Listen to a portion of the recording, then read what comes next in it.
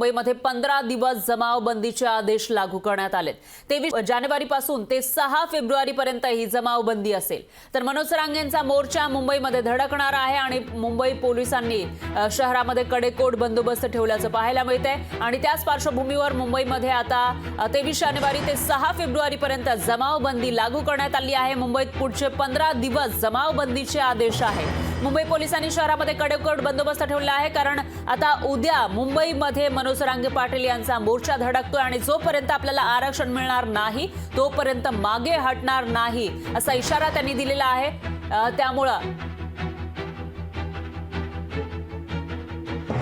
आणि त्याच पार्श्वभूमीवर या ठिकाणी कडक बंदोबस्त आपल्याला पाहायला मिळतो। उद्या 26 जानेवारी आहे, प्रजासत्ताक दिन आहे आणि त्याचबरोबर उद्याच मनोज रांगे पाटील यांचा जो मोर्चा आहे तोही मुंबईमध्ये धडकणार आहे आणि त्या पार्श्वभूमीवर मुंबईमध्ये 15 दिवस जमावबंदीचे आदेश लागू केलेले आहेत। तर मुंबई पोलिसांनी शहरामध्ये कडेकोट बंदोबस्त केल्याचं पाहायला मिळते। 23 जानेवारी ते 6 फेब्रुवारीपर्यंत मुंबईमध्ये जमावबंदी असेल। मनोज रांगेंच्या नेतृत्वात मुंबईत मराठा मोर्चा धडकणार आहे। यासह प्रजासत्ताक दिनाच्या पार्श्वभूमीवर मुंबई पोलिसांनी शहरामध्ये कडेकोट बंदोबस्त केलाय आणि याविषयी अधिक माहितीसाठी आपले प्रतिनिधी स्वप्नील जाधव हे थेट आपल्या सोबत जोडले गेले आहेत। स्वप्नील, काय सांगाल, मुंबईमध्ये पुढचे 15 दिवस जमावबंदी आदेश असतील, काय अपडेट्स आहेत याविषयीचे?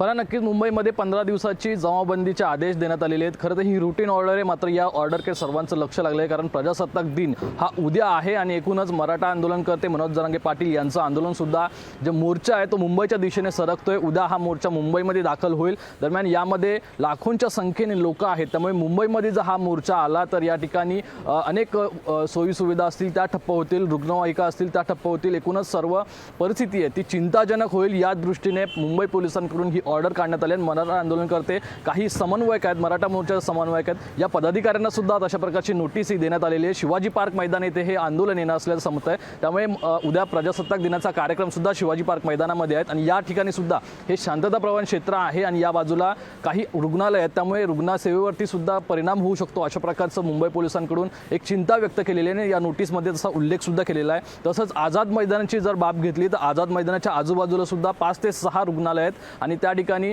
BMC ऑफिस सुद्धा आहे, ते सुद्धा शांतताप्रवण क्षेत्र आहे। त्यामुळे आझाद मैदान हे जरी आंदोलनासाठी दिलं असलं तरी लाखोंच्या संख्येने लोक येणार आहेत, त्यामुळे रस्त्यांवरती वाहतूक जाम होईल आणि मुंबईमधील चक्काजाम होईल अशा प्रकारची एक भीती आहे, असं चिंता आहे ती मुंबई पोलिसांनी व्यक्त केलेली आहे आणि त्याच पार्श्वभूमीवरची ही रुटीन ऑर्डर आहे त्याकडे फार महत्त्व आहे। मात्र यामध्ये खरं तर मनोज जरांगे पाटील यांचं आंदोलन मुंबईमध्ये धडकल्यावरती परिस्थिती कशी होते आणि मुंबई पोलिसांवरती येणारा भार आहे तो मुंबई पोलीस कसा कमी करतात हेच पाहणं महत्त्वाचं असेल।